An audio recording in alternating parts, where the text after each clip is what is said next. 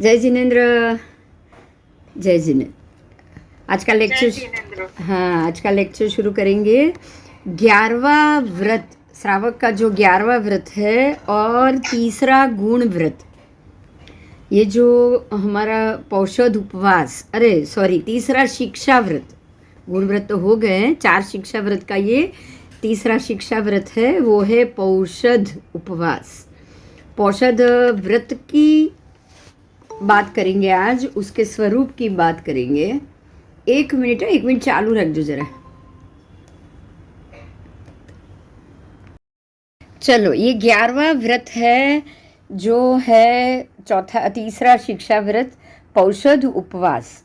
तो बिल्कुल 10वां देसा वगासिक व्रत, जो हम घर में रह के, हमको घर पे रह के दिन के 10-12 आप घंटे तक ये देसा वगासिक व्रत की शिक्षा, मतलब उसकी आदत लगाने के बाद हमें पौषध करना है। पौषध रूप ये शिक्षा व्रत है, जो उपाश्रय में महात्मा के पास ही जाके हो सकता है। तो ये जो 11वां व्रत है, पौषध, उसका अर्थ ये हो रहा है कि पुष्टि होना, मतलब पोषना। एक मिनट, वापस फोन आया, एक मिनट। देसावगासिक व्रत आगे के सारे 10 के 10 व्रत की पुष्टि करने वाला ये व्रत होने के कारण इसको पोष यानी कि पुष्टि, किस चीज़ की पुष्टि, अब यहाँ ये ध्यान देना है कि ये किस चीज़ की पुष्टि कर रहा है। तो धर्म के अनुष्ठान का, आप जो भी अनुष्ठान कर रहे हैं, धर्म का अधिकार है, इसी कारण से धर्म की पुष्टि। पोषध, ध्यान से सुनिएगा, ये शब्द का अर्थ क्या है, पोषध। पोषध उपवास मतलब पोष, ध यानी धर्म, ध यानी धारण करना। आपने जो धारण किया, धर्म को पुष्टि करने का व्रत धारण किया। समझ में आ गई ये बात? पोषद का मतलब, पोष का अर्थ है पुष्टि करना, ध का अर्थ है धारण किया हुआ है उसे। तो आपने क्या धारण किया है? धर्म का अधिकार धारण किया। कौन से धर्म का अधिकार धारण किया है?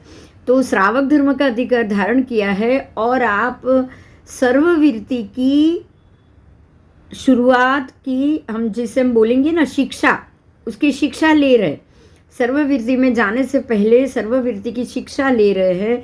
इसलिए पौषध उपवास सहित धर्म को धारण करने की अधिकार को पुष्टि देना। समझ में आ गया? तो ये पौषध उपवास का मतलब है, आप सर्ववीरति के रूप जो धर्म है जिसको धारण करना है, उसकी शिक्षा ले रहे हैं और ये धर्म के अधिकार को पुष्ट बना रहा है। ये उसका पूरा अर्थ हो रहा है। तो अष्टमी आदि, अब इसमें खास परमात्मा ने क्या, किस चीज़ पे भार दिया है, हम उसकी बात करेंगे। परमात्मा ने यहाँ ये कहा है कि अष्टमी आदि पर्व को आपको पौषध करना है। तो अष्टमी आदि पर्व को पुष्टि करने के लिए पौषध उपवास श्रावकों को करना चाहिए। इसके लिए जो जो आगम में इस चीज़ का महत्व दिया है, उसका भी यहाँ उल्लेख है। एक तो सूर्य गणांक सूत्र, उसकी भी मैं बात करूँगी, उसका भी राइटअप्स है, वो शायद आपको मैं भेज सकती हूँ, मेरे पास है वो। उसमें भी ऐसा ही लिखा हुआ है कि आरंभ समारंभ संरंभ तिथि के दिन ज़्यादा होता है।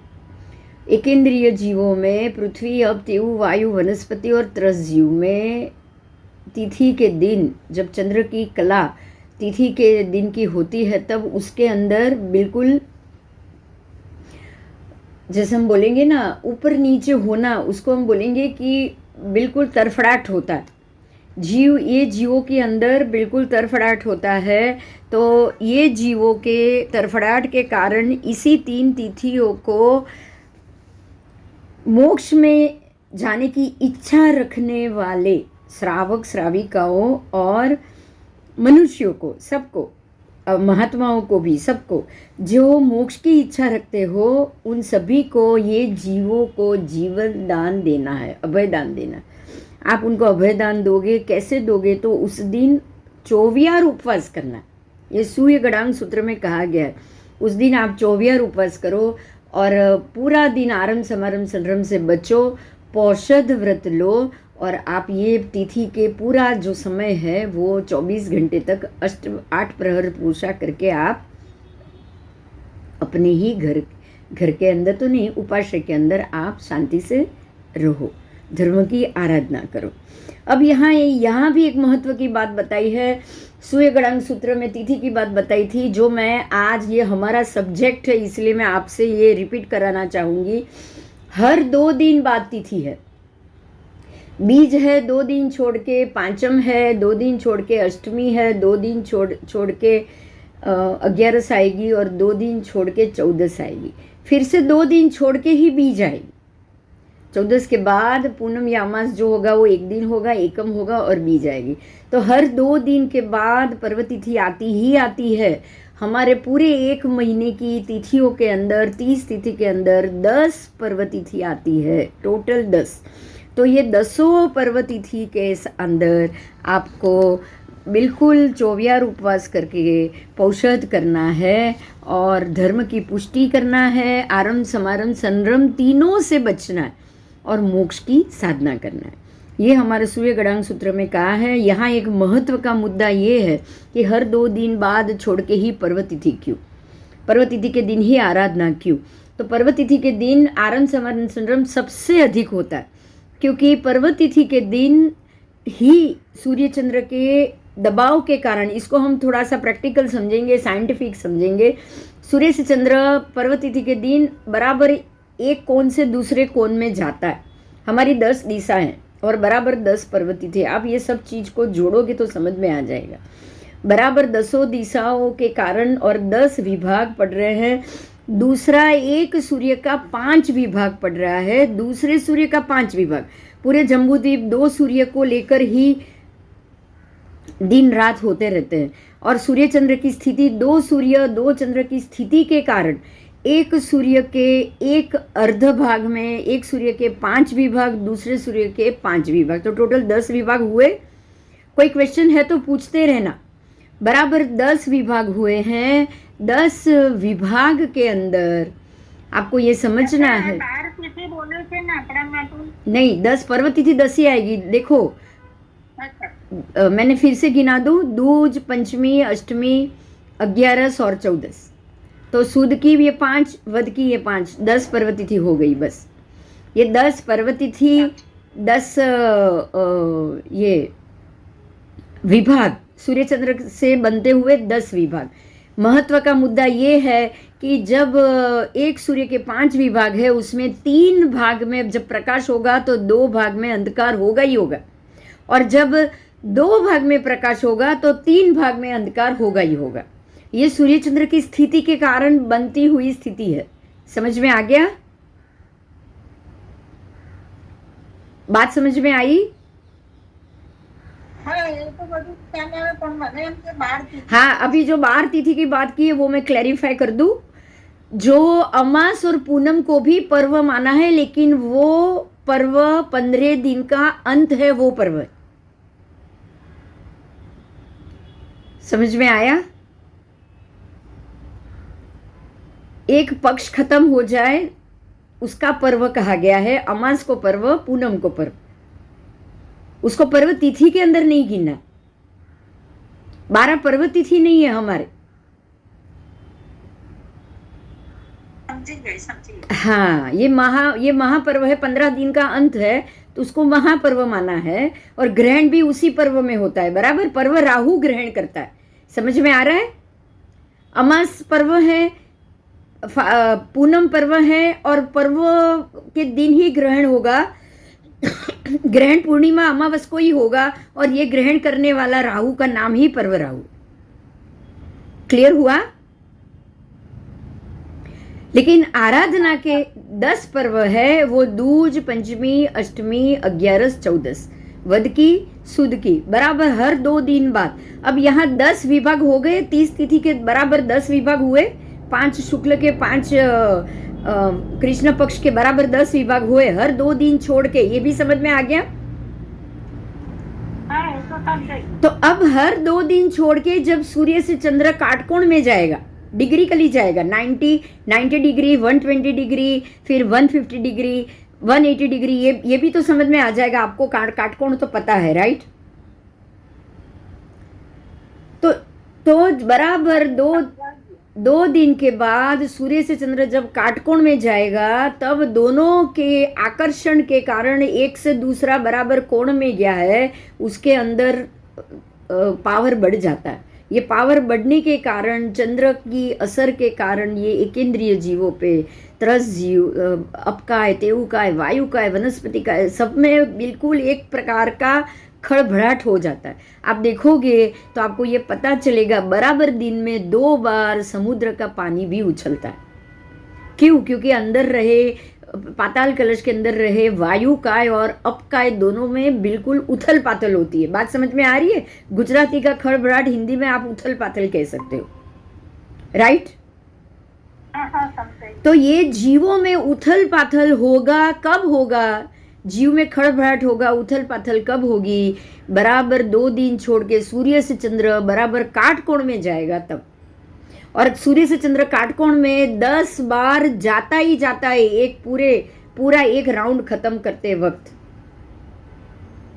10 बार जाएगा ही जाएगा। ये 10 पर्व तिथि मानी जाएगी। और ये 10 पर्व तिथि के दिन जब एकेंद्रीय जीवों में खड़बड़ाहट हो जाएगा, तब परमात्मा ने इसी दिन को बराबर शांत हो जाओ, पानी वानी खाना पीना सब बंद कर दो और बिल्कुल शांत होके पर्व तिथि के दिन उपाश्रय में जाके पौषध व्रत उपवास सहित 24 उपवास सहित करो। ये सूर्य गणांग सूत्र में परमात्मा ने बताया। और ये किसको करना चाहिए? जो मोक्ष जाना चाहता है उस जीव को तो ये करना ही पड़ेगा।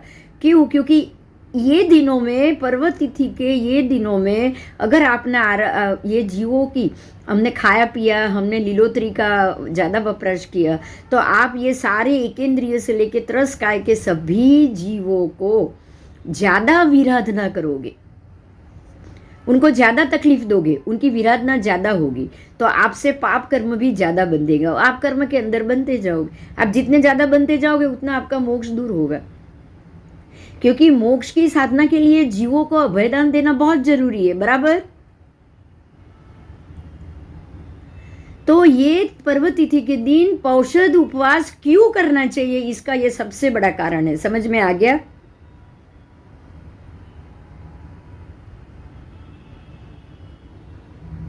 कोई प्रश्न है? बस अब उस दिन क्या क्या करना है, बस पौषध व्रत का कारण मुझे समझाना था। अब उस दिन आपको क्या क्या करना है, तो अष्टमी आदि पर्व दिनों में अवश्य करने योग्य ऐसा पौषध उपवास, अवश्य मतलब ये आवश्यक है। एक बात समझ लेना, पर्व तिथियों में पौषध करना आवश्यक क्रिया है। तो ये उसमें उपवास करना ही पौषध उपवास, उसका नाम ही, ये व्रत का नाम ही पौषध उपवास, मतलब कि कंपलसरी उपवास है। अगर आप ऐसा मत समझना, अगर आप नहीं कर पा रहे हैं तो एकादशी की भी छूट दी जाती, मगर पौषध उपवास, ये व्रत का नाम ही पौषध उपवास। अब यहाँ उसकी व्युत्पत्ति का अर्थ किया है, पोषण शब्द से धर्म का पोषण करना है। ध्यान दीजिएगा, यहाँ शरीर का पोषण कम से कम करना है। समझ में आ गई बात? शरीर का पोषण कम से कम होगा तो ही धर्म का पोषण ज्यादा से ज्यादा होगा, आत्मा का पोषण ज्यादा से ज्यादा होगा, बराबर? शरीर का पोषण कम करना है, उस दिन नहाना नहीं है, स्नान नहीं करना है, खाना पीना नहीं है, यहां तक कि पानी भी नहीं पीना है। 24 पौषध उपवास, उसका मतलब ये हो गया, ये उत्कृष्ट पौषध है। फिर जघन्य भी कर सकते हो या मध्यम भी कर सकते हो। मध्यम में आप 24 ना करो, सादा उपवास करो, और जघन्य में आप आहार कम से कम 1 बार आहार का उपयोग करो। ठीक है? ये तीनों समझ में आ गया, जघन्य, मध्यम और उत्कृष्ट। हाँ, तो ये उपवास करना है। तो प्रवृत्ति में आहार, शरीर सत्कार और अब ब्रह्मचर्य और व्यापार, ये चारों का सर्वथा त्याग। फिर से बोल रही हूं, आहार त्याग, शरीर सत्कार त्याग। शरीर सत्कार की नाना, बाल बनाना, कपड़े पहनना, कपड़े धोना, श्रृंगार करना, ये सब चीज का त्याग। फिर ब्रह्मचर्य का पालन मतलब कि अब्रह्म का त्याग, ठीक है, और व्यापार का त्याग, बिजनेस काम, ये काम करना बाकी, ये बाकी इसीलिए कि उस दिन तो आपको जीवों को, सभी जीवों को अभय दान देना है। संसार के सभी जीवों को आपको मुक्त करना है, अभय दान देना है। अगर बिजनेस कर लिया, व्यापार कर लिया, कोई काम की बात कर ली, तो उसमें बिजनेस में तो जीवों का ही व्यापार होगा, अजीव का तो व्यापार होता ही नहीं। होता है कि अजीव का कभी बिजनेस सुना है अजीव द्रव्य का? ना। तो इस प्रकार से ये चारों का त्याग ही पोषद उपवास यानी कि धर्म का पोषण है, धर्म का पोषण। समवायांग सूत्र मैंने आपको जो बताया था वो सूर्य गणांक का था। अब समवायांग सूत्र की वृत्ति में अभयदेव सूरी जी ने इस तरह कहा है कि आहार, शरीर सत्कार, ब्रह्मचर्य और अव्यापार, ये चार मुख्य से उसके भेद है, और प्रत्येक के भेद के भी दो दो भेद और होने से पोषद के 8 भेद होते हैं। पोषद के टोटल 8 भेद। अब मैं 8 भेद की बात करूंगी, समझ में आ गया? 4 मुख्य भेद और सबके 2-2 भेद, तो 8 भेद हो गए। जैसे कि पहला भेद है आहार, उसके 2 भेद। आहार के 2 भेद क्या? तो एकाचना, नीवी, आयम्बिल आदि करना, वो देश से आहार पोषद, और बिल्कुल 8 प्रहर तक टोटल आहार का त्याग, 24 उपवास करना, वो हुआ सर्व से पोषद। समझ में आ गया?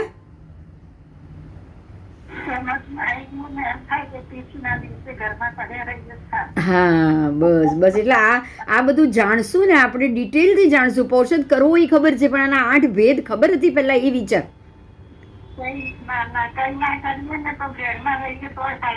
હા બસ, નહીં એટલે એવું નથી, આપણે એમ વિચારવાનું છે કે જેટલું બને એટલું આપણે આ જાણીએ, જાણશું તો કાલે મન થશે, સમજજે. બસ આ જાણશું કે હા બસ કે પોષદના મુખ્ય 4 ભેદ છે, 4ના 8 ભેદ છે. એમાં એક આહાર જો નહીં ન થઈ શકે તો 24 ઉપવાસ, આ ઉત્કૃષ્ટ ના થઈ શકે તો જે પણ તમને આયકાસણા, નીવી, આયંબિલ 3માંથી એક કરવાની છૂટ છે. બરાબર? હવે બીજું છે શરીર સત્કાર. शरीर सत्कार में भी 2 भेद है, देश भेद, सर्व भेद. देश भेद में 1 या 2 बार से अधिक स्नानादि शरीर संस्कार करने का त्याग, 1 या 2 बार से अधिक नहीं करना है. देखो अब यहाँ हमें तो ये नहीं पता था, लेकिन यहाँ इतनी भी छूट दे दी है कि आप 1 बार या 2 बार स्नान कर सकते हो अगर पोषद करो तो. उससे ज्यादा का त्याग वो हुआ देश से आहार, देश से शरीर पोषद, और पूरे दिन रात भर 24 घंटे तक स्नानादि का त्याग करना सर्वतः पोषद. ठीक है? तीसरा है, इजी है समझना, बहुत इजी है, अब्रह्मचर्य. तीसरा है अब्रह्मचर्य. तो अब्रह्मचर्य में क्या है कि पूरे दिन रात भर के लिए पूर्ण ब्रह्मचर्य का पालन. ये श्रावक के लिए, ये पोषद उपवास के लिए नहीं है. ये आप उपाश्रय में जाओ तो सर्वथा त्याग है. लेकिन अगर मान लो कि ये श्रावक अगर अपने घर में भी इस प्रकार से रहना चाहता हो तो उसको पूरे दिन रात भर के लिए पूर्ण ब्रह्मचर्य का पालन अगर वो करना चाहे तो वो उस दिन सर्वतः ब्रह्मचर्य पोषद व्रत का वो लाभ लेगा. ठीक है? देश अब्रह्म भी आता है. अगर अपनी पत्नी से अगर वो छूट ले रहा है 24 घंटे के अंदर तो उसको उसका भी नियम लेना पड़ेगा. अब उसके बाद आओ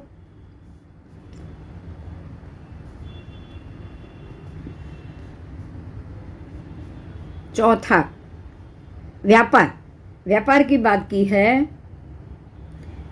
एक अहोरात्र के लिए खेती, नौकरी, व्यापार धंधा, पशुपालन, घर के आरंभ समारंभ युक्त सभी कार्य व्यापारों में से यदि आप कुछ छूट लेना चाहो तो 1 या 2 पाप व्यापारों का त्याग करना, या 1 या 2 व्यापार का देशतः व्यापार की छूट लेना, वो हुआ देश व्यापार. व्रत और आप सर्व एक अहोरात्र के लिए सर्व प्रकार के व्यापारों का त्याग करोगे तो वो हुआ सर्व व्यापार पौषध। तो इस प्रकार से श्रावक देश पौषध भी ले सकता है, सर्व पौषध भी ले सकता है। अगर वो देश पौषध ले रहा है तो उसको उपवास की जगह एकासना या आयम्बील या नीवी तो करनी ही पड़ेगी। देश व्रत में, देश आहार में वो पूरा दिन खाना खा के देश आहार नहीं कर सकता है। बराबर क्लियर हुआ?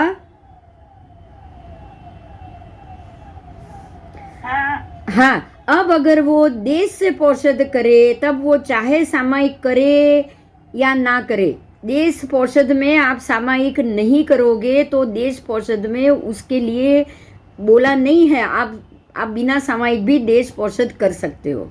लेकिन सर्व पौषध में अवश्य है कि आपको सामायिक करना ही पड़ेगा। ठीक है, तो सर्व पौषध, देश पौषध आज पहली बार मालूम पड़ा कि आप घर में रह के देश पौषध भी ले सकते हो। आज पहली बार ये पता चला, बिना सामायिक करे भी आप देश पौषध ले सकते हो। बिना आहार मतलब एक चीज एकासना या वो करके भी देश पौषध लिया जा सकता है। बिना 1-2 बार स्नान करके भी देश पौषध लिया जा सकता है। 1-2 व्यापार की छूट लेके भी देश पौषध किया जा सकता है। अगर आप ऐसा नहीं करोगे तो वो पौषध के फल से वंचित रहोगे। देश पौषध से आप वंचित रहोगे।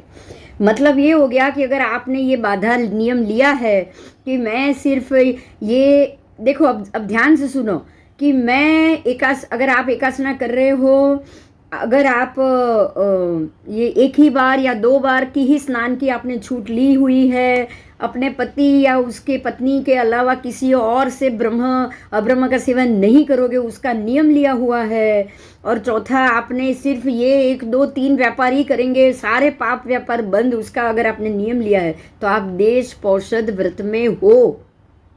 ठीक है, अब सर्व पौषध की बात है। सर्व पौषध जब भी करो, जिन मंदिर में या गुरु महाराज के पास, घर के एकांत स्थान में, घर में भी करोगे तो एकांत कमरे में, और पौषधशाला में अथवा पौषधशाला में ही करना है। अगर आप घर में भी कर रहे हो तो आप अकेले एक कमरे के अंदर जाके करोगे। उस समय पौषध व्रत लेने से पहले सोना, आभूषण, पुष्पमाला, विलेपन, शस्त्र आदि सर्व का त्याग करोगे और सामायिक व्रत को स्वीकार करोगे। ठीक है, पौषध में स्वाध्याय, अध्ययन, अध्यापन, सत साहित्य वांचन, धर्म, ध्यान, अनुप्रेक्षा का भी चिंतन कर सकते हो। साथ ही ये भी विचार करो कि हे प्रभु, मैं कितना अभागा हूँ, अभी तक मैं साधुत्व के सर्व गुणों को धारण करने के लिए शक्तिमान नहीं हो पाया हूँ। ठीक है, आपको पौषध तो आप ले रहे हो, लेकिन आपको सर्ववीरति के पीछे जरूर ध्यान रखना है। इस प्रकार से आवश्यक चूर्णी, अब आवश्यक चूर्णी में क्या कहा है ये बताया है कि इस प्रकार से आवश्यक चूर्णी श्रावक प्रक्षप्ति द्वारा आदि ग्रंथों में भी सर्वत्र ये बात बताई है। ठीक है, तो अब आपको ये भी पता चल जाएगा कि आवश्यक चूर्णी में भी ये बात है, सूर्य गणांक सूत्र में भी ये बात है। उसके बाद में एक और भी आगे बोली थी, नाम समवायांग सूत्र, श्री समवायांग सूत्र में भी ये बात बताई गई। आओ, यहाँ सावध्य का त्याग रूप सामायिक, उसका अर्थ आत्मा के पोषण और धर्म के पोषण में आ जाता है। ठीक है, फिर भी पौषध और सामायिक ये दोनों व्रत की आराधना अवश्य करना, ऐसे अभिप्राय आदि होने से सामायिक का अलग फल बताया है। यहाँ ये बात जरूर बताई है कि आप श्रावक धर्म में हो, आप देशवीरति में हो। देशवीरति में पौषध लेकर एक तरफ बैठना आपके लिए संभव नहीं हो पाए तो देश पौषध की भी विधि बताई। समझ में आ गया दक्षा? खाली पौषध मतलब पौषध व्रत लेके उपाश्रम में जाके करो उतना नहीं। आप घर में भी देश पोषद रोज ले सकते हो। બરોબર છે. हाँ, बहुत अच्छी बात है। મને મારે માટે હતું એટલે જો ના ના, તું તો બધે, તને તો બધી રીતે આ ફાયદો છે. તારે તો રોજના એકાચના ઉપવાસ આયમ બિલ ચાલે. કાશ્મીરા તારા માટે બી આ બહુ સારી વસ્તુ છે. તમે લોકો આપણે બીજા રસ્તે અડવાનું જ નહીં ને કે 2-4 કલાક 6 કલાક હા હા, આજે તમે લોકો તો આમ કરો, આજે મારા જેવાને પણ આ કરવું તો હું એ રીતે કરી શકું. જો કેવી રીતે કરી શકું, ધ્યાન દો. મુઠ્ઠી સેમ પચખાણ લઈને તો થઈ જ શકે. ચારે આહારનો ત્યાગ. જેટલા 3 કલાક 4 કલાક આપણે એનું કંઈક મારા સાહેબને પૂછી લઈશું. આ દેશ પોષદનું શું બોલવાનું હોય, સમજાયું? ધાડા અભિગ્રહ પચખામી કરીને શું બોલવાનું હોય એ આપણે પૂછી લઈશું. બાકી 4 કલાક તમે કામ લઈને બેસો, આગમ પાઠ લઈને બેસો, ભણવા બેસો, કંઈ પણ કરવા બેસો. હા, ઇલેક્ટ્રોનિક નહીં વપરાય એ વાત 100% છે. બાકી એ સિવાય હા, બસ બસ બસ બસ બસ. તો ચારે પ્રકારના આહારનો ત્યાગ કરી દીધો એટલે તમે દેશ પોષદમાં આવી જ ગયા, આરામથી આવી ગયા. કરો નહીં ને તો તમને એમ થાય ચાલો ફોન આવે ફોન કરીએ, બેલ વાગી ઘર ખોલો. હા, બધું કરો એના કરતા એક બધો વ્યવહાર તો બંધ થઈ જાય. પણ આપણે હવે છે ને એક કામ કરશું. આજે મને એક વિચાર આવ્યો છે. આપણે છે ને આવી રીતે 15 દિવસે કે મહિને એકવાર ભેગા થઈએ એક જગ્યાએ અને આ દેશ પોષદ શું છે અને ઘરે જ આપણે આ પાઠ રાખીએ, ઘરે જ આ પાઠ રાખીએ. અને 3 કલાક તમે ભણાવો. હા, આગમનું જ ભણવાનું રાખીએ. આપણે 3 કલાક આગમનું જ ભણવાનું રાખીએ, કોઈ ના નહીં. બરાબર? હા, બસ. આપણે એકવાર આપણે જે પેલું આપણે કિટીઓમાં ભેગા થઈએ છીએ, બદલે આવી કિટી ક્યાં આપણને મળવાની હતી? વિચાર તો કરો. બરોબર છે, સાચી વાત છે. આપણે આ વસ્તુ કરીએ. આવું જ મન છે મારું. હા, પણ તો આપણે કરીએ કાં 14 ને કાં 8મ લઈએ. બરાબર? એટલે મોટા પર્વતિથિ પણ થઈ ગઈ અને પર્વતિથિ આપણે આ પૌષદ નું ફળ બી થઈ જશે. જેટલા બી 3 કલાક 4 કલાક બેસી અને આપણે બધાને જે રીતે અનુકૂળ હોય એ દિવસે ભાઈ એક પ્રહર થઈ જાય. 3 કલાક તો મિનિમમ લેવું પડે, એક પ્રહરનું પોષણ થાય. હા, તમારું એક પ્રહરનું પોષણ થઈ જાય. બરાબર? કરશું આવી રીતે કરશું. મહિને એકાદ વાર બી કરશું, 14 ને દિવસે કેવી રીતે. બરાબર? ચોક્કસ કરશું. ચાલ. हाँ, હવે આ पोषद આગળ डिटेल જોઈએ. अब ये अपना 8 प्रकार का पोषद तो जाना है. 8 भेद के संयोगी, एक संयोगी, द्विसंयोगी, त्रिसंयोगी, ऐसे 32 प्रभेद होते हैं. इसके भी प्रभेद मैं आपको एक बार ज़रूर बता देती हूँ, क्योंकि देश और सर्ववीरती जब 2 चीज़ इकट्ठी हो जाए ना तो इसके मल्टीपल प्रभेद होंगे. जानना बहुत ज़रूरी है. मैं बोल देती हूँ, नहीं समझ में आ जाए तो भी आप बाद में क्वेश्चन कर लेना. मैं एक बार बोल दूँ फिर आगे. इस आहार, शरीर, सत्कार आदि 4 पद से 4 देश और 4 सर्व, ऐसे 8 भेद के एक संयोगी, 2 संयोगी आदि 8 भेद होते हैं. तो ये 8 एक संयोगी के 8 प्रभेद कहे जाएंगे. बराबर?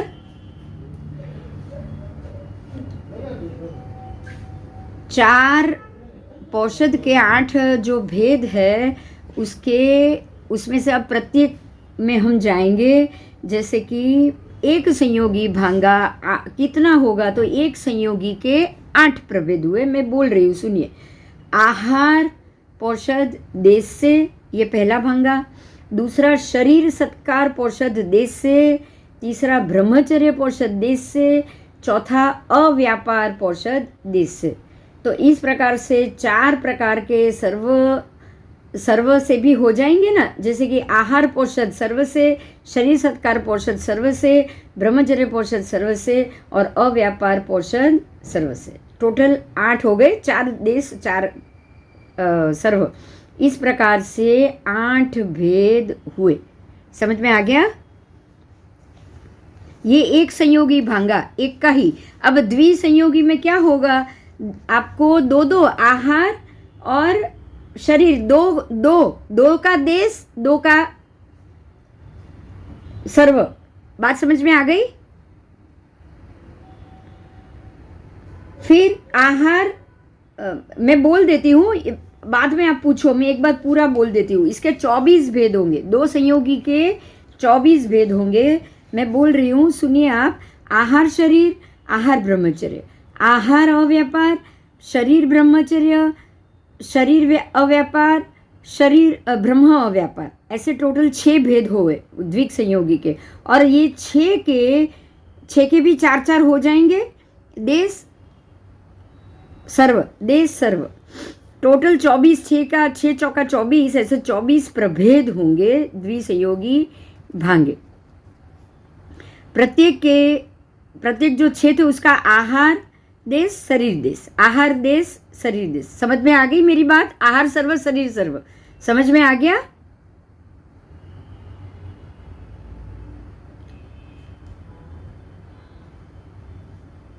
आओ अभी त्रिक संयोगी, उसके 32 भेद है। जैसे द्विक संयोगी के 22 भेद थे, त्रिक संयोगी के 32 भेद होते हैं। आहार, अब पहले तो त्रिक संयोगी के टोटल 4 मुख्य भेद बताए हैं। त्रिक के आहार शरीर ब्रह्मचर्य, उसकी 1 तिकड़ी, फिर आहार शरीर अव्यापार की 1 तिकड़ी, फिर आहार ब्रह्मचर्य अव्यापार की 3री तिकड़ी, और शरीर ब्रह्मचर्य अव्यापार की 4थी तिकड़ी। ऐसे टोटल 4 तिकड़ी हुई। अब चारों तिकड़ी के त्रिक संयोगी भेद, तो चारों तिकड़ी के 8 प्रभेद होंगे। एक एक करके 8 प्रभेद होंगे। ये 8 प्रभेद के मैं नाम बोल रही हूँ। देश देश देश, फिर देश देश सर्व से, फिर तीसरा है देश सर्व से देश, चौथा है देश सर्व से सर्व, पांचवा है सर्व देश देश, छठा है सर्व देश सर्व, सातवां है सर्व सर्व देश, आठवां है सर्व सर्व सर्व। तो ये 8 प्रकार से आगे की 4 तिकड़ी के 8 चौका 32 प्रभेद हुए। मतलब ये मल्टीपल प्रभेद होते जाएंगे पौषध उपवास के। आप इतना समझना है आपको। आप समझ रहे हो मैंने पौषध उपवास किया, लेकिन ये 32 भेद में से कोई भी एक भेद का पौषध उपवास होगा। ये मेन बात है। आप ये मत समझ लेना पौषध उपवास हो गया तो मतलब उत्कृष्ट ही हुआ। मैंने तो उत्कृष्ट, मध्यम, जघन्य 3 भेद बताए थे। ये तीनों में भी 32 प्रकार आ सकते हैं। ये बात क्लियर हुई? हाँ। अब चतुसंयोगी भांगा, हमेशा 4 संयोग से ही भांगा पड़ता है। 3 समझ में आ गया, मैं चौथा बोल रही हूँ। उसके 16 प्रभेद, जो द्विक संयोगी के 8 प्रभेद थे, आगे द्विक संयोगी के भी 8 प्रभेद थे, एक संयोगी के भी 8 प्रभेद थे। अब चतुसंयोगी के 16 प्रभेद है। जैसे कि आहार शरीर ब्रह्मचर्य अव्यापार, ये चतुसंयोगी का एक भेद हुआ। उसको देश से भी गिनो और सर्व से भी गिनो। देश से गिनो तो 8 प्रभेद, सर्व से गिनो तो 8 प्रभेद, तो टोटल 16 प्रभेद हो गए। अब ये 16 प्रभेद के भी कितने भांगे होंगे? आओ, यहाँ लिखा है, मैं बोल रही हूँ 16 के 16 भेद। देश देश देश देश, देश देश देश सर्व, देश देश सर्व देश, चौथा है देश देश सर्व सर्व, पांचवा है देश सर्व देश देश, छठा है देश सर्व देश सर्व, सातवां है देश सर्व सर्व देश, आठवां है देश सर्व सर्व सर्व। यहाँ तक पौषध के 32 भेद हो गए। समझ में आ गया? 8 हुए और उसको 16 से आप 72 भेद हुए।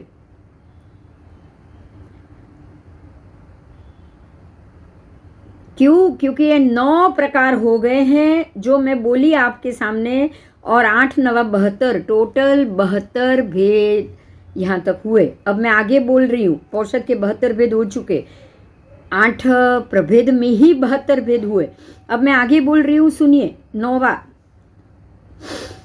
सर्व देश देश देश, 10वां सर्व देश देश सर्व, 11वां सर्व देश देश देश, 12 સર્વ દેશ સર્વ સર્વ, 13 સર્વ સર્વ દેશ દેશ, 14 સર્વ સર્વ દેશ સર્વ, 15 સર્વ સર્વ સર્વ देश और 16वां सर्व सर्व सर्व सर्व।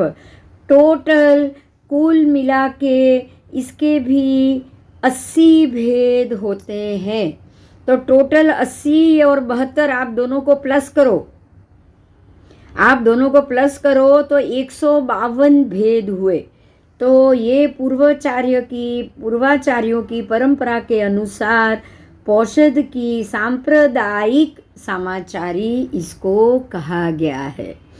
निर्वध्य आहार का सामायिक के साथ कुछ भी बाधक नहीं होने से 72 में देश से सर्व से भेद है तथा सर्व से और सर्व से टोटल 80 भेद होते हैं। ये दोनों प्रकार से आपका पौषध व्रत का टोटल 152 भेद प्रचलित है। अब समझ में आ रहा है आपको? आपको नहीं पता, आप खाली एक पौषध, आपने बोला कि मैंने आज एक पौषध किया, लेकिन ये 152 प्रकार के भेद में से एक भेद होगा। समझ में आया?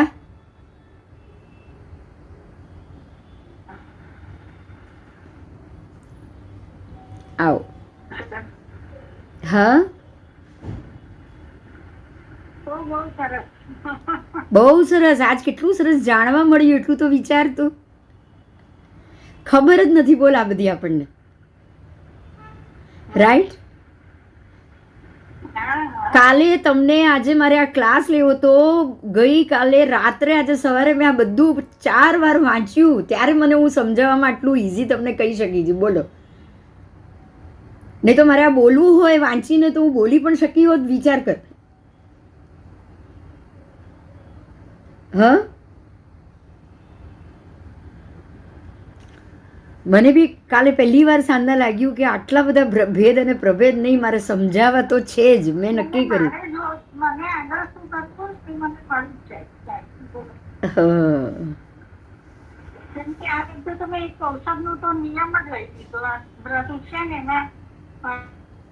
એક ઔષધ તો લેવાનું જ મારા સાથે રસનું, એટલે મેં તો એક લઈ જ લીધો કે મેં એક તો ગમે એમ કરીને હું કરી. અરે પણ હવે તો તું રોજ ઘરે 4 પ્રહર 3 પ્રહરનો પોષણ લઈ શકશે બેન, આરામથી. આપણા ઘરે આટલા કલાક 3 કલાક 4 કલાક મને કાંઈ કામ કરવું નથી, મારે ખાલી ભણવાનું લઈને બેસવું છે, તો આરામથી પોષદ ઉપવાસનું વ્રત ઉચ્ચારણ કરી આપણે લઈ લેવાનું. સમજી?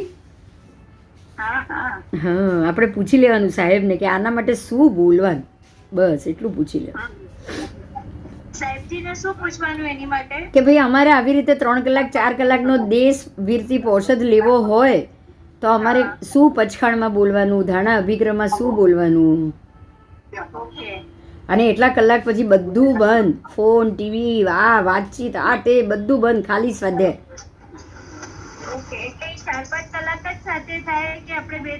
ભાઈ ઘરના એક ખૂણામાં બેસી રહેવું પડે, કોઈ વાતચીત નહીં, કશું જ નહીં. તમે કરી શકો, પણ તમે સાવ આ ક્યારે કરી શકો કે ભાઈ મને આ વસ્તુ કરવી છે તો હું સાવ એકલી હોઉં કે હું ક્યાંય બહારગામ ગઈ હોઉં ને મને કોઈ ચિંતા ન હોય ને મને એમ થાય મારે ફોને નથી લેવા, તો તમે આ કરી શકો, બાકી નહીં. બરાબર છે. એટલે આપણને ઈઝીલી કરી, એટલે રાત્રિ જગો ને રાત્રિ જાગરણ જે કીધું છે ને એ આ જ છે દક્ષા. હવે સમજાય છે?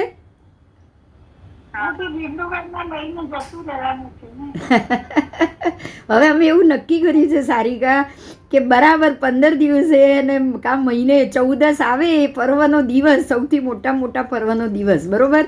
અને એ દિવસે આવી રીતે 3 કલાક બધા ભેગા થઈને આપણે સ્વાધ્યાય કરવાનો, પૌષધ લઈને એક જગ્યાએ ભેગા થઈને બેસીને. એક જગ્યાએ કે બધા પોતપોતાના ઘરે? અરે એક જગ્યાએ બેસીને બધા સાથે સ્વાધ્યાય કરવાનો, એમ બોલું છું. એટલે ઘરથી ચિંતાથી બહાર ગયા. તમારે ઘરે તો તમારે રોજ કરવાનું છે.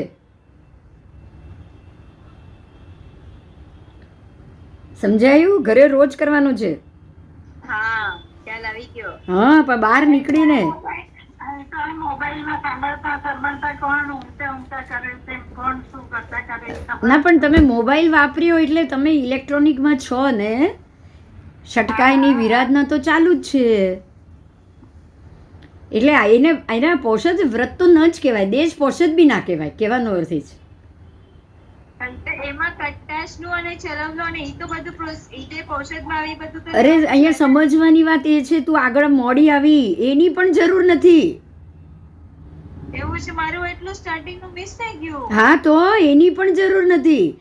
તમારે એકાસણું અથવા નીવી આંબીલ કરવાનું, પણ એ 3 કલાક માટે કરવું હોય તો 4 કલાક માટે, 1 પ્રહર માટે સર્વ આહાર ત્યાગ, એની પણ જરૂર નથી.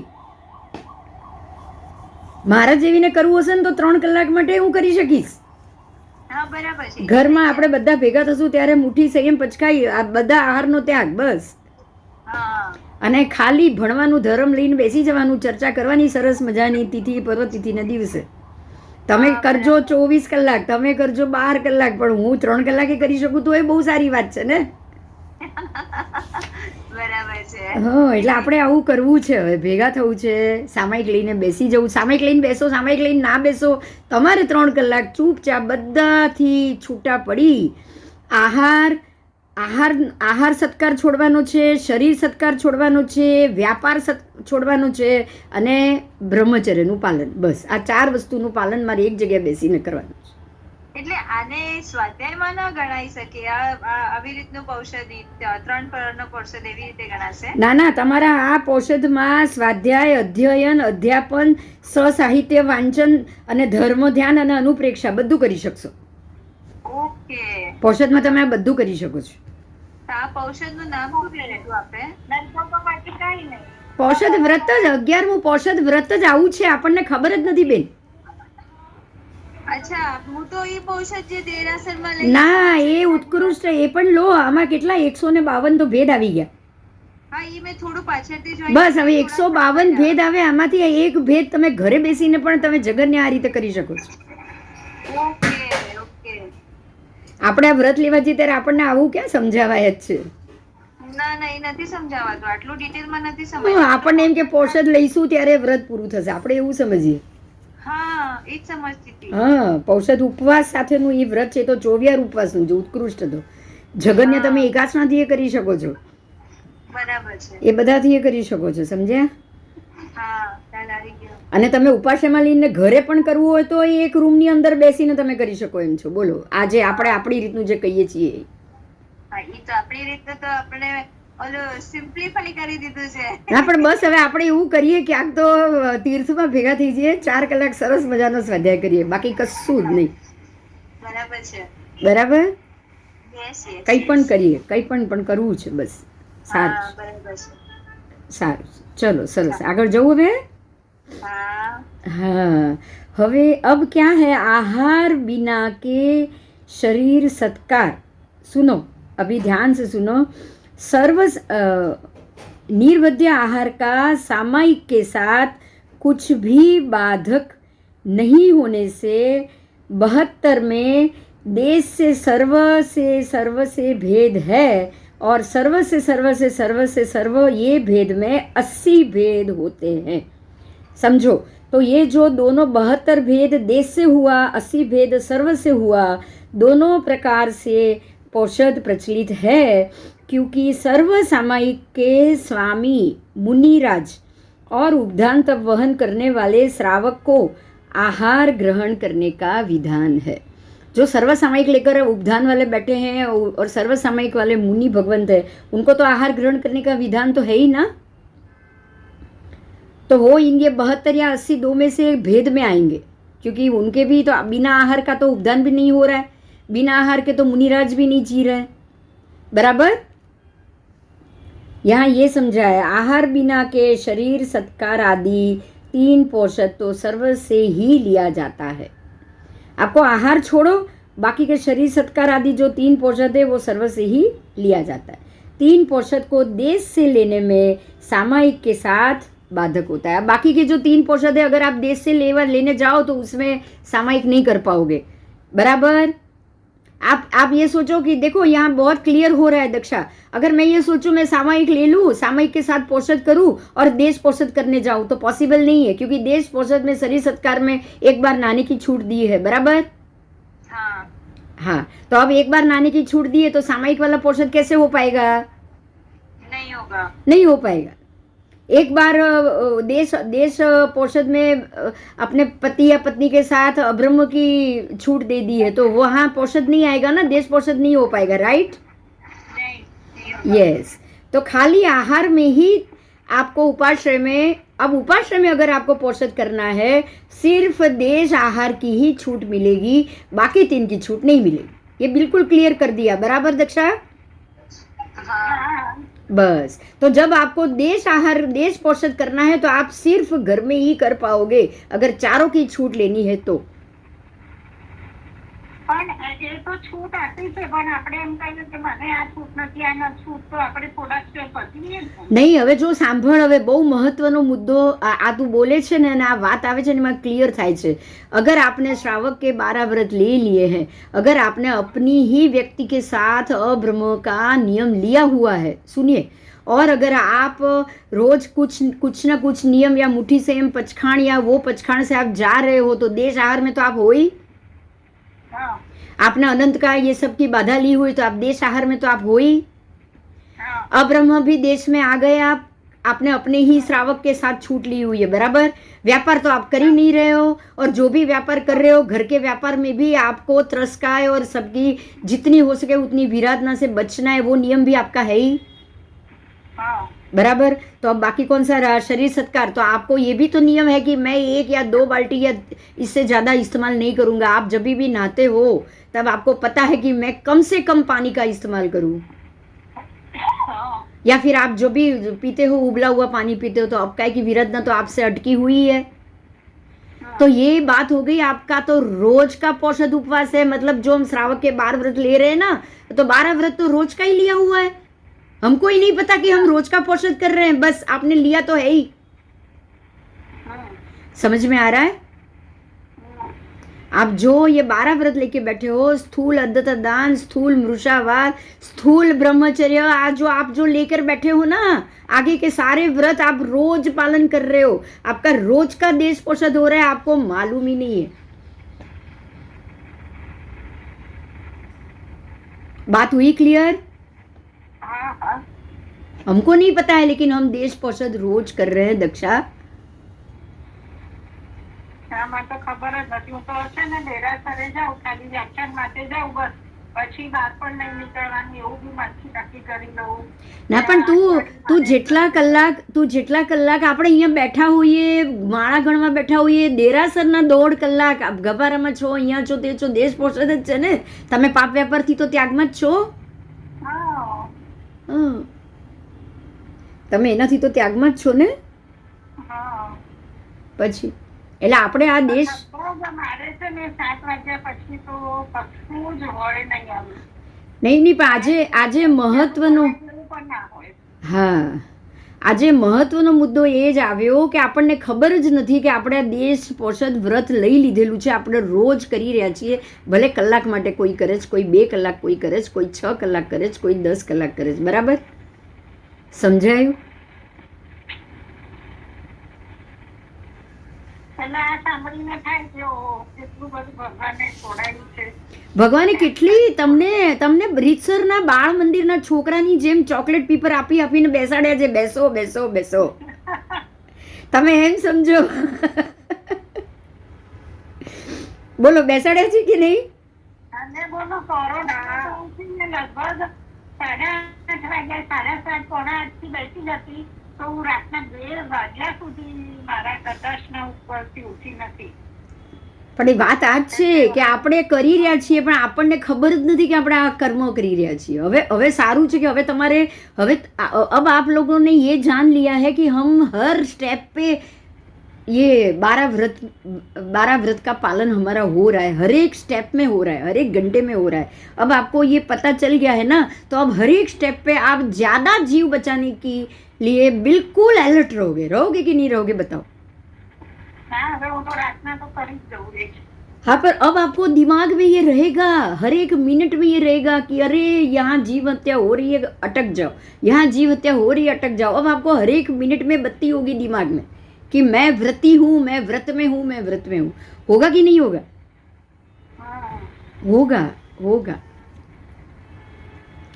आओ, तो व्रत में आ जाने से ही संकित आ जाता है, तो टिकेगा कैसे? जब आप व्रत में विद्यमान रहोगे तब। समझ में आ गई ये बात? अभी भी और बात है। आहार बिना शरीर सत्कार आदि बाकी के 3 कौन से? तो शरीर सत्कार, अब्रह्मचर्य और व्यापार, ये तीनों पौषध सर्व से ही लेना पड़ता है। 3 पौषध को देश से लेने में सामयिक के साथ बाधक होता है। मतलब अगर आप देश से लोगे तो आप सामयिक नहीं कर पाओगे।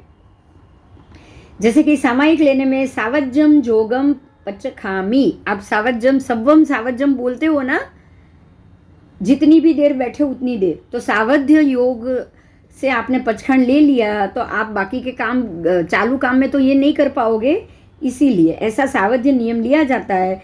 शरीर सत्कार आदि में ये तीनों में प्रायः सावध्य का जोग होता ही है। आप ये ध्यान दीजिए। अगर आप नहाने जाओगे तो सावध्य का जोग होगा कि नहीं होगा? स्नान करने में होगा ना? ब्रह्मचर्य पौषध देश से लेने में सावध्य का भी योग होता है। आप ब्रह्मचर्य का पौषध देश से ले लिया कि भाई मैं मेरे व्यक्ति के साथ ही, मेरा जो साथी है, जो भी मेरा पार्टनर है, उसके साथ ही मैं अब्रह्म का सेवन करूं, तो उसके नियम में भी सावध्य तो दोष हुआ ही हुआ। तो वो पौषध लेके नहीं होगा, सामयिक लेके नहीं होगा बस। परंतु निर्बंध शरीर सत्कार और निर्बंध व्यापार, ये 2 चीज पौषध को देश से करने में सामयिक के अंदर किस तरह दोष लगेंगे? तो उसमें भी दोष लगेंगे कि आभूषण और सब पहन के आभूषणों से आत्मा की शोभा गौण हो जाएगी। बात ध्यान से सुनो। जब आप आभूषण पहनते हो तो शरीर की सेवा बढ़ जाएगी, सत्कार, और आत्मा का सत्कार घटेगा कि नहीं घटेगा? यहाँ यही चीज समझनी है। देखो अब महत्व का मुद्दा क्या है कि जब भी आप पौषध करोगे, आत्मा का धर्म बढ़ाना है, शरीर का धर्म घटाना है। आत्मा का सत्कार बढ़ाना है, शरीर का सत्कार घटाना है। यहाँ ध्यान दीजिए, एकदम से ध्यान दीजिए कि आप जब भी पौषध में जाओगे, आहार नहीं करना है, मतलब शरीर का सत्कार घटा दिया। उसके बाद आप क्या नहीं कर रहे हो? स्नान नहीं कर रहे हो, मतलब शरीर का सत्कार घटा दिया। व्यापार नहीं कर रहे हो, मतलब आपने शरीर का सत्कार घटा दिया। अब्रह्म का सेवन आप नहीं कर रहे हो, ब्रह्मचर्य का पालन कर रहे हो, मतलब शरीर की इच्छाओं का आपने त्याग कर दिया। तो अब समझ में आया जो 4 मुख्य भेद और 8 प्रभेद पौषध के, उसके भी प्रभेद 152 जब प्रभेद हो जाएंगे, वो सारे प्रभेद में से आपको शरीर का टोटली त्याग ही त्याग आएगा। आएगा कि नहीं आएगा? और आत्मा का पोषण आएगा। बोलो, आएगा कि नहीं आएगा? आएगा। तो अब समझ में आ रहा है। पौषध तो हम खाली 1 दिन या 1 घंटे के कर रहे हैं। सर्ववीरती में तो पौषध ही पौषध है। तो दीक्षा लेने के पीछे क्या आ रहा है? टोटल शरीर का त्याग। बोलो,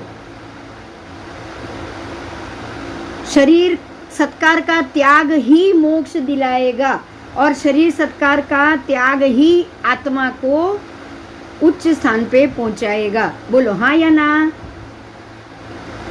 हाँ। हाँ, क्लियर हो गया? हाँ। हाँ, आओ आगे जाएंगे। व्यापार से लोभ वृत्ति, व्यापार से धन आएगा, व्यापार से कर्म बंद होगा, और धन से पुण्य बंद होगा। धन वापस आप अच्छे खर्चा करने जाओगे, पुण्य कमाने जाओगे, दानशील तप धर्म में खर्चा करोगे तो वापस पुण्य बंद होगा। तो इसीलिए व्यापार का त्याग कर दिया है, क्योंकि आप व्यापार करो, धन कमाओ तो पुण्य बंधे ना। पाप तो होगा ही होगा, लेकिन पुण्य बंध भी तो होगा ना। तो पाप और पुण्य दोनों की प्रवृत्ति रूप व्यापार होने के कारण पोषद में, सर्व पोषद में व्यापार का बिल्कुल त्याग जरूरी है। ठीक है, क्लियर हो गया? अभी पूरा क्लियर हो गया? हाँ। यस। अब देशावगासिक में या सामायिक में देखो दोनों व्रत आगे आ चुके। यहाँ महत्व ये है कि अगर यहाँ भी सामायिक ही लेना होता, सामायिक व्रत भी आगे आ गया, देशावगासिक भी आगे आ गया, बराबर। तो अगर पोषद में भी सामायिक ही लेना होता तो ये तीनों का समावेश सामायिक में होना था या नहीं होना था, बताओ। यहाँ ये महत्व का मुद्दा है कि सामायिक व्रत और पोषद व्रत दोनों अलग है। आप सामायिक लेकर जो व्रत कर सकते हो वो करो, बिना सामायिक के भी आप पोषद करके देश पोषद का व्रत जरूर करो। ठीक है, पोषद व्रत में आपको पूरा दिन रहना है। सामायिक आप 1 घंटे 2 घंटे 10 घंटे ही रह सकते हो, लेकिन पोषद में आपको कितना समय रहना है? पूरा का पूरा दिन। कैसे रहना है? अगर आप एक बार का अब्रह्म सेवन की भी छूट ले लोगे तो भी देश पोषद में तो आ गए। हाँ। बोलो, अगर आप एक बार नहाने की छूट ले रहे हो तो भी देश पोषद में आ गए, मतलब आप देश पोषद में तो ऑलरेडी हो। कितनी बढ़िया बात है। आप सोचो, आप देश पोषद में हो। अब जितना भी एक बार का भी अगर आपने छूट लिया है वो आज मुझे बिल्कुल नहीं लेना है, आप ऐसा नियम लो, बराबर।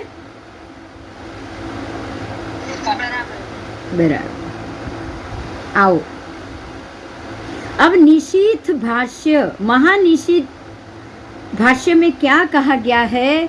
अब ये दूसरे आगम की बात है, हर एक आगम में इसका महत्व बताया है।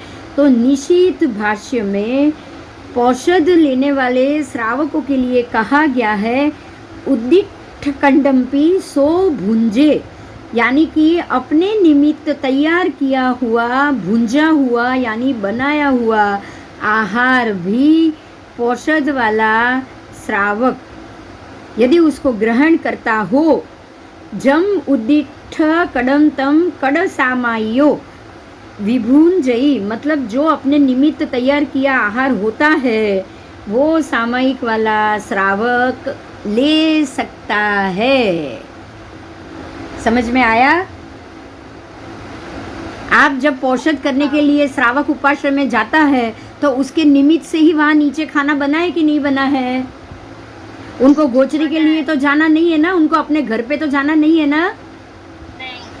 अच्छा, वो श्रावक को घर पे जाके भी खाना खा के आने की छूट है, पता है आपको? हाँ, वो करते हैं। हाँ, मतलब क्या हुआ? बस मतलब क्या हुआ कि ये निश्चित चूर्णी में कहा है कि आप पोषद करने के बाद आपके निमित्त से आपके घर पे बने हुए आहार का भी उपयोग कर सकते हो और उपाश्रम में बने आहार का भी आप उपयोग कर सकते हो। तो इसलिए आहार सत्कार, हाँ, आहार सत्कार की आपको पूरे सर्व आप सर्व में नहीं हो ना, आप सर्व पोषद में नहीं हो। सर्व पोषद में तो आपको 24 उपवास ही करना है, पर देश पोषद में होने के कारण आपको आहार की छूट, आपके निमित्त से बने आहार की भी छूट दी गई।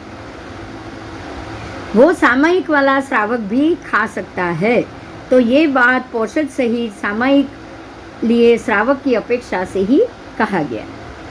आओ, देश से पोषद किया है तो आहार पानी का पचखांड गुरु महाराज के समक्ष पार के अवश्य ही के आप इरिया समिति पूर्वक घर जाके इरिया वही प्रतिक्रमण गमनागमन आलोचना और चैत्य वंदन करने के बाद संडासान से प्रमार्जन करने के बाद आसन ऊपर बैठो, भोजन प्रमार्जन और यथोचित भोजन परोसने के बाद नवकार मंत्र स्मरण करके पचखाण याद करके फिर मुख प्रमार्जन करके भोजन करो।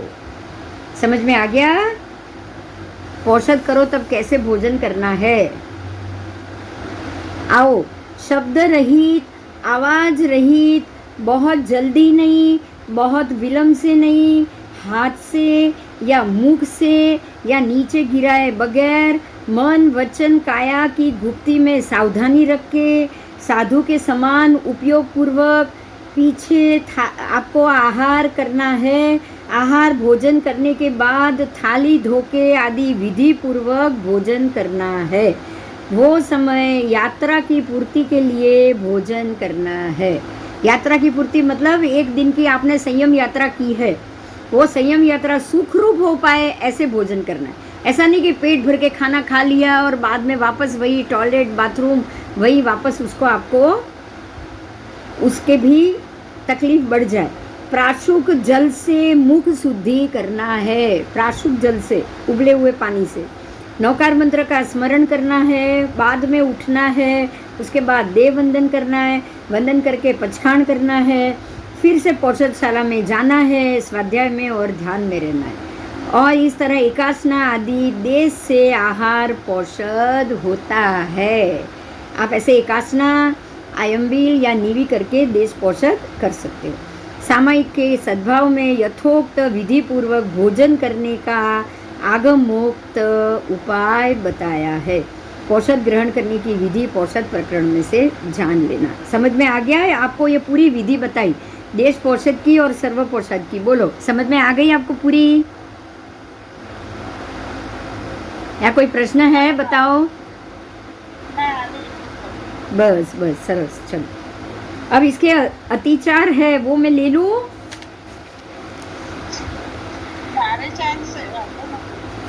हाँ लऊ ने।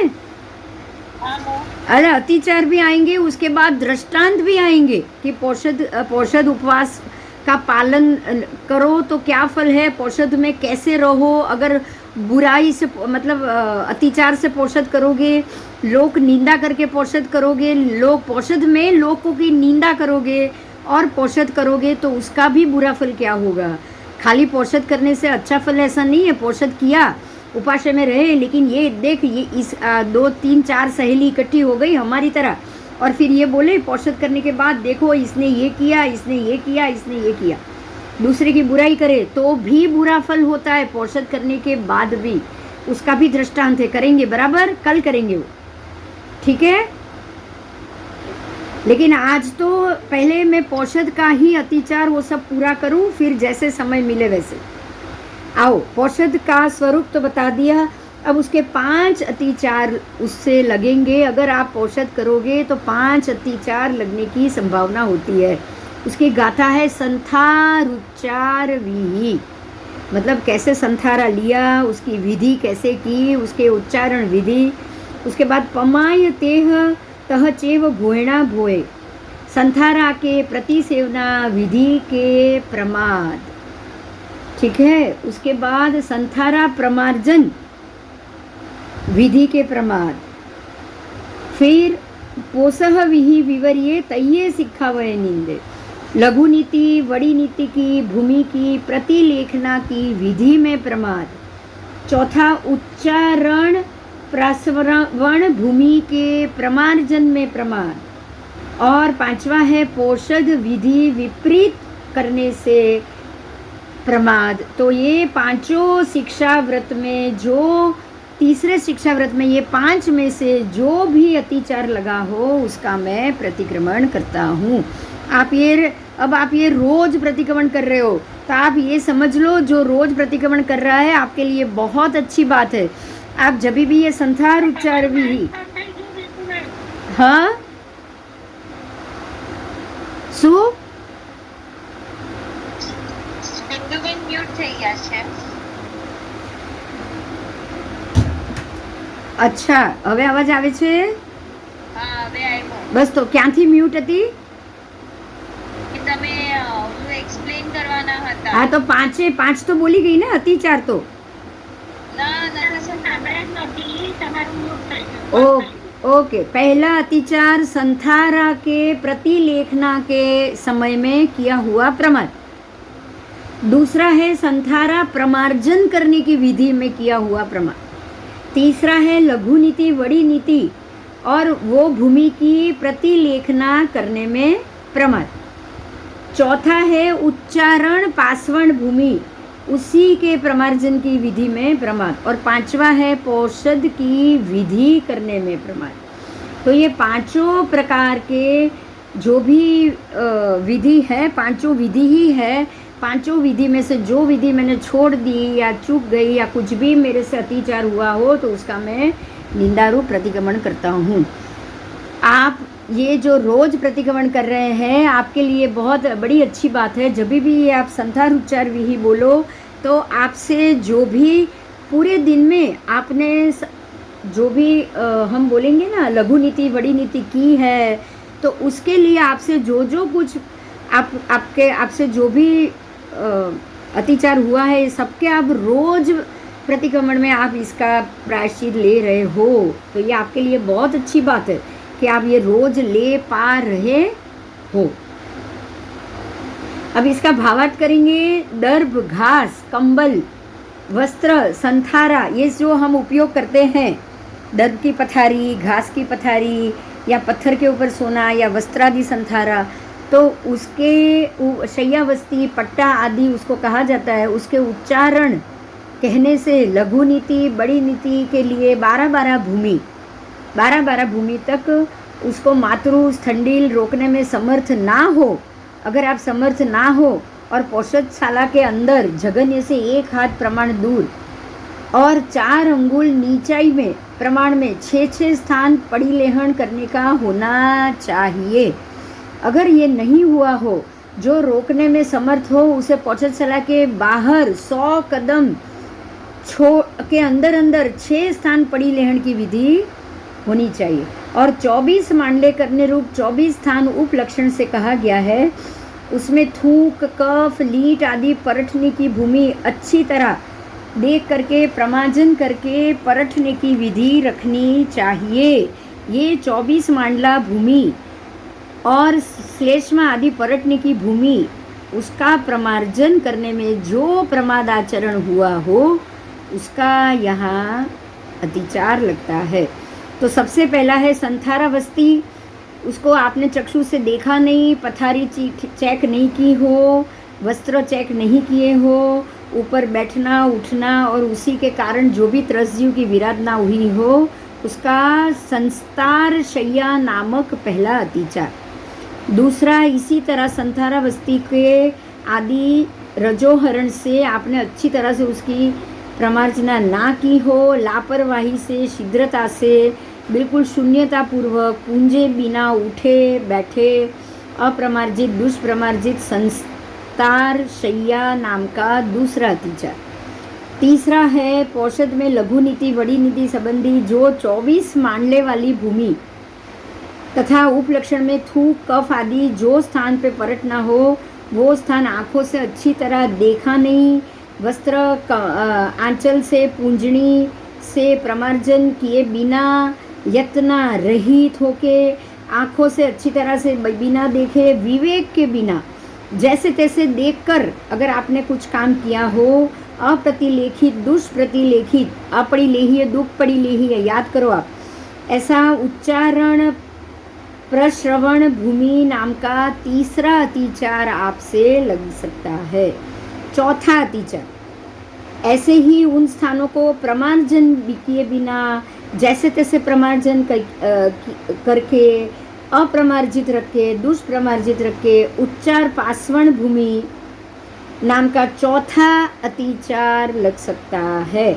ये पौषध व्रत के 4 अतिचार इस तरह होने से मूल गाथा में संथार उच्चारण विधि, ये सारे संथार उच्चार विधि में आ जाते हैं।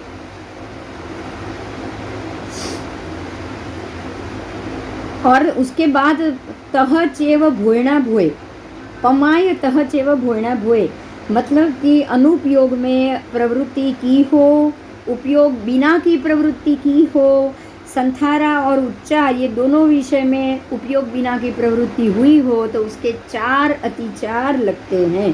तो पहले चारों अतिचार ये संथारा और उच्चारण ये दोनों में लगते हैं, इसीलिए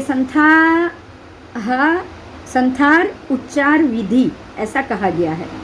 अब 5वां है स्वीकार किए 4 प्रकार के पौषध की विधि अनुसार पालन करने में विधि से विपरीतता से पालन किया हो, जैसे कि आहार आदि के पोषद में क्षुधा, ताप आदि की पीड़ा से पोषद पूर्ण होने पर मेरे लिए अमुक अमुक रूप में अमुक जाति का आहार, देह, विभूषण आदि मैं कराऊंगा या दवाई ववाई का लूँगा, ऐसा चिंतन करना और सम्यक अनुपालन न कर पाना, ये पांचवा अतिचार लगता है। ये पांचों अतिचार भोयणा भोए, मतलब कि एक साथ पहले 4 अतिचार और बाद में ये पांचवा दूसरा भोयणा भोए शब्द, इसका भी विकल्प शब्द है। भोयण का मतलब है भोजन, बराबर। भोयणा, भोयण आभोय, आभोग, भोयण आभोग मतलब भोजन करना, भोजन का उपयोग, समझ में आ गया। भोयणा भोय का मतलब भोजन का उपयोग और उपलक्षण से शरीर का उपयोग, शरीर सत्कार का उपयोग। तो सब भोयणा भोय में शरीर सत्कार और भोजन सत्कार दोनों आ गए। तो कब पोषण पूरा हो जाए और कब मैं खाना खाऊं, कब समय पूरा हो और मैं कब पानी पीऊं, अगर ऐसा आपने इच्छानुसार सोचा हो और ऐसी भावना रखी हो तो उसके लिए ये भोयणा भोए अतिचार लगता है। तो ऐसी चिंता भोजन आभोग के अर्थ में, इसके विपरीत शरीर की कुछ पेन हो रहा है, माथा दुख रहा है और सोचा कि जाने के बाद तुरंत दवाई लूँगा या लूँगी, ऐसा सोचा हो तो वो दोष लगता है। उसकी निंदा रूप प्रतिक्रमण ये गाथा में हो रहा है। पोषद व्रत में शक्ति हो तो 24 उपवास ही करना चाहिए। देखो यहाँ फिर से कहा है, ये 24 उपवास करना उत्कृष्ट पोषद के बराबर है। ऐसी ना शक्ति हो तो 23 उपवास, और अगर वो करने भी शक्ति ना हो तो आयम्बिल आदि भी करके पर्व तिथियों में पोषद व्रत स्वीकार करना चाहिए, क्योंकि पोषद में प्रायः कर सर्व सावध्य व्यापार का त्याग होने से ये बहुत फलदायक होता है।